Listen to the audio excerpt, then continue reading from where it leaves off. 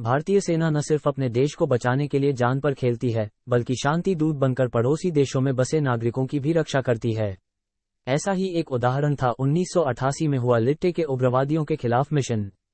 Indian army ने शांति सेना बनाकर श्रीलंका में फंसे भारतीयों को बचाया था। श्रीलंका सिविल वॉर में शहीद हुए कैप्टन सुनील चंद्रा की मां ने उनकी अनटोल्ड स्टोरी बचपन से करता था शहीद होने की बात। 30 साल पहले अपने जवान बेटे का जनाजा देखने वाली उषा सक्सेना लखनऊ के राजाजीपुरम में अकेली रहने को मजबूर हैं।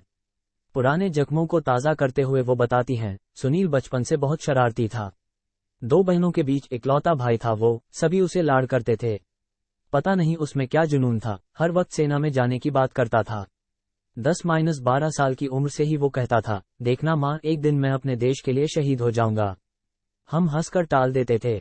सोचा नहीं था उसकी बात सच होगी। कैप्टन सुनील चंद्रा का जन्म 14 जुलाई 1962 को फतेहगढ़ में हुआ।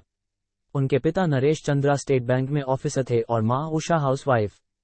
3 भाई बहनों में वो सबसे बड़े थे। पहली पोस्टिंग कुपवाड़ा। सुनील ने लखनऊ के यूपी सैनिक स्कूल से इंटरमीडिएट किया है। 12th के बाद उन्होंने एनडीए ज्वाइन किया था। उषा बताती हैं, उसने 3 साल पुणे और 1 साल देहरादून में ट्रेनिंग की।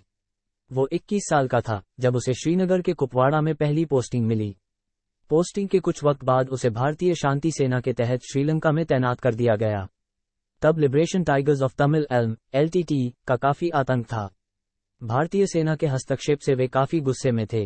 घायल पैर से रेंगते हुए किया था 50 साथियों को रेस्क्यू। उषा बताती हैं, कैप्टन सुनील पैदल सेना की 5 मद्रास रेजिमेंट में कंपनी कमांडर थे।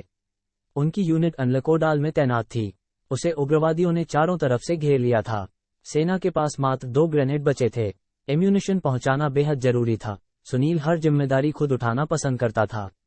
इस बार भी उसने वही किया। वो कुछ साथियों के साथ पैदल ही जंगल के रास्ते एम्यूनिशन लेकर निकल पड़ा। उग्रवादी पहले से रास्ते में घात लगाए बैठे थे। उन्होंने छिपकर गोलियां बरसाना शुरू कर दी। इस हमले में सुनील के सीने में कई गोलियां लगी थीं और एक पैर बुरी तरह से जख्मी था। 8 साथी रास्ते में ही शहीद हो चुके थे। मेरा बेटा घबराया नहीं। घायल होने के बावजूद वो अकेले जमीन पर रेंगते हुए सेना के पास हथियार पहुंचाने में कामयाब हुआ। हथियार मिलने से वहां फंसे 50 सैनिकों की जान बची, लेकिन कैप्टन सुनील शहीद हो गए। कैप्टन सुनील के इस अदम्य साहस के लिए मरणोपरांत राष्ट्रपति ने वीर चक्र से सम्मानित किया गया।